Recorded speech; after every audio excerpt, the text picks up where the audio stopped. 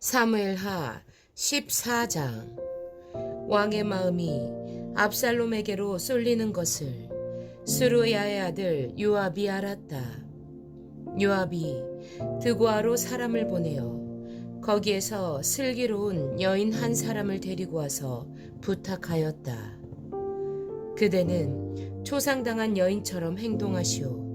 몸에는 상복을 입고 머리에는 기름도 바르지 말고 이미 오랫동안 죽은 사람을 애도한 여인처럼 꾸민 다음에 임금님 앞으로 나아가서 내가 일러주는 대로 호소하시오. 요압은 그 여인에게 할 말을 일러주었다. 드고아에서 온 그 여인은 왕에게로 나아가서 얼굴이 땅에 닿도록 엎드려서 절을 한 뒤에 임금님, 저를 살려주십시오 하고 애원하였다. 왕이 여인에게 무슨 일이냐 하고 물으니 그 여인이 이렇게 하소연하였다. 저는 남편이 죽어서 가련한 과부가 되었습니다. 이 여종에게 두 아들이 있는데 들에서 서로 싸우다가 말리는 사람이 없으므로 아들 하나가 다른 아들을 죽였습니다. 그런데 이제는 온 집안이 들고 일어나서 이 종에게 형제를 때려 죽인 그 아들을 내놓으라고 합니다. 죽은 형제의 원수를 갚고 살인자를 죽여서 상속자마저 없애버리겠다고 합니다. 그들은 저에게 남아있는 불씨마저도 꺼버려서 제 남편이 이 땅에 이름도 자손도 남기지 못하게 하려고 합니다. 다 듣고 난 왕은 여인에게 말하였다. 이 문제를 두고서는 내가 직접 명령을 내리겠으니 집으로 돌아가거라. 그러나 드고아 여인은 왕에게 아뢰었다. 우리의 높으신 임금님께서 무엇을 하시든지 이 일에 있어서 허물은 저와 제 아버지의 집안에 있습니다. 임금님과 왕실에는 아무런 허물이 없습니다. 왕이 대답하였다. 누구든지 너를 위협하거든 그를 나에게로 데리고 오너라. 아무도 너를 괴롭히지 못하게 하겠다. 여인은 또 간청하였다. 그러면 임금님께서 섬기시는 주 하나님께 간구하셔서 저의 죽은 아들의 원수를 갚으려고 하는 집안 사람들이 살아있는 저의 아들까지 죽이는 크나큰 범죄를 저지르지 못하게 막아주시기를 바랍니다. 왕이 대답하였다. 주님께서 확실히 살아계심을 두고 맹세하지만 내 아들의 머리카락 하나도 땅에 떨어지지 않게 하겠다. 그 여인이 또 간청하였다. 이 종이 높으신 임금님께 한 말씀만 더 드리도록 허락하여 주시기 바랍니다. 왕이 그렇게 하라고 하니 그 여인이 이렇게 말하였다.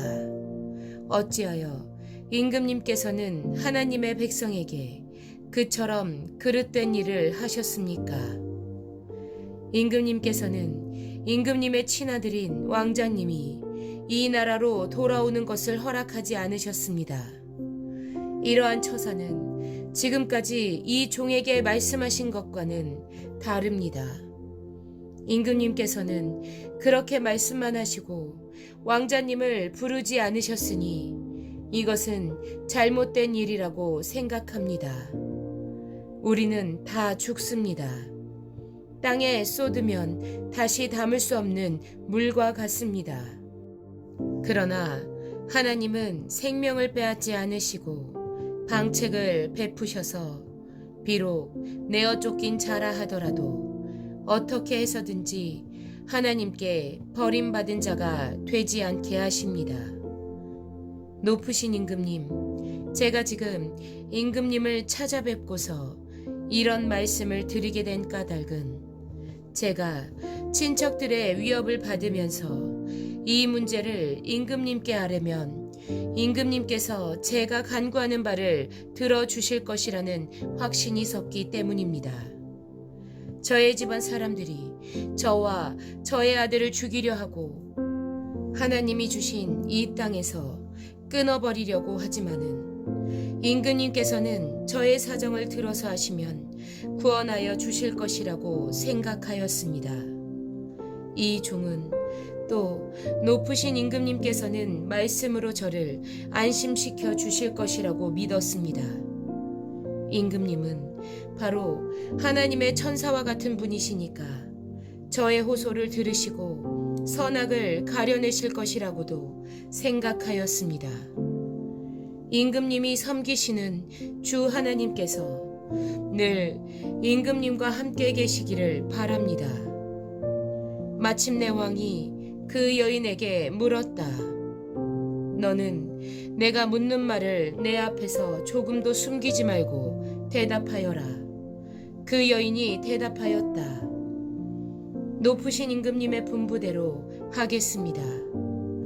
왕이 물었다. 너에게 이 모든 일을 시킨 사람은 바로 요압이렸다. 여인이 대답하였다.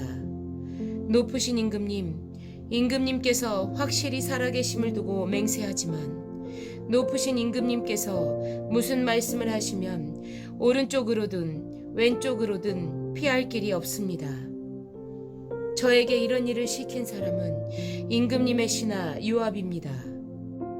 그가 이 모든 말을 이 종의 입에 담아 주었습니다. 왕자님의 일을 잘 되게 하여 보려고 임금님의 신하 요압이 이런 일을 꾸민 것은 사실입니다. 그러나 임금님께서는 하나님의 천사처럼 슬기로우심으로 일어난 모든 일을 다 아실 줄 압니다. 그러자 왕이 직접 요압에게 명령을 내렸다.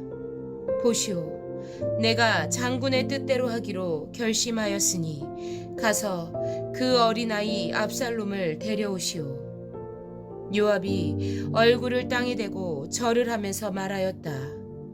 하나님께서 임금님께 복을 베푸시기를 빕니다.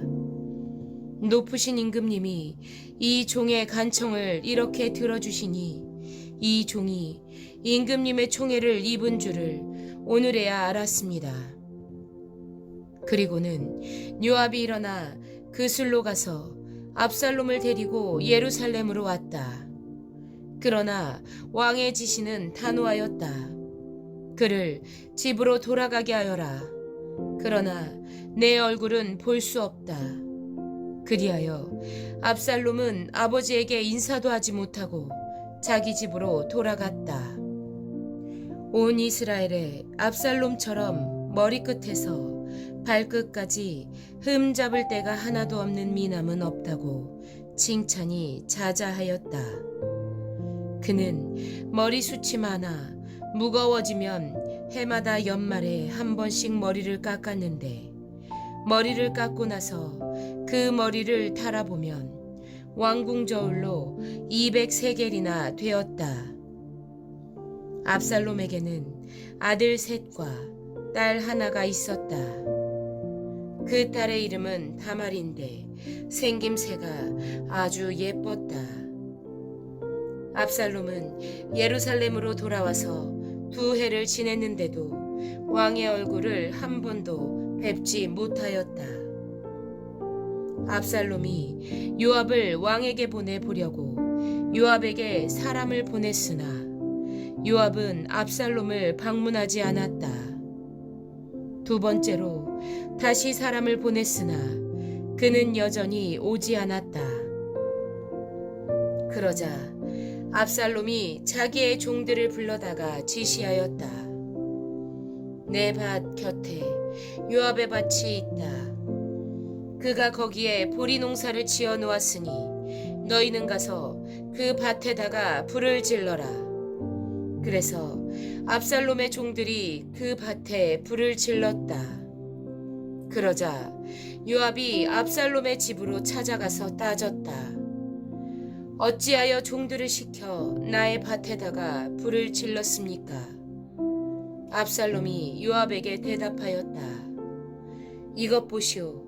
나는 이미 장군에게 사람을 보내어서 좀 와달라고 부탁을 하였소.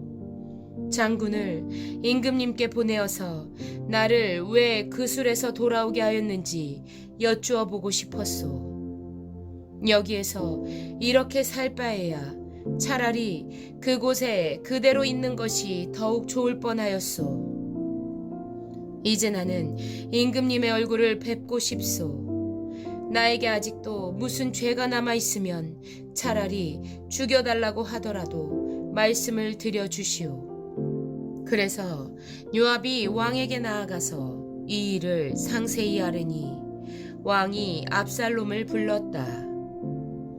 압살롬이 왕에게 나아가서 왕 앞에서 얼굴이 땅에 닿도록 절을 하자 왕이 압살롬에게 입을 맞추었다.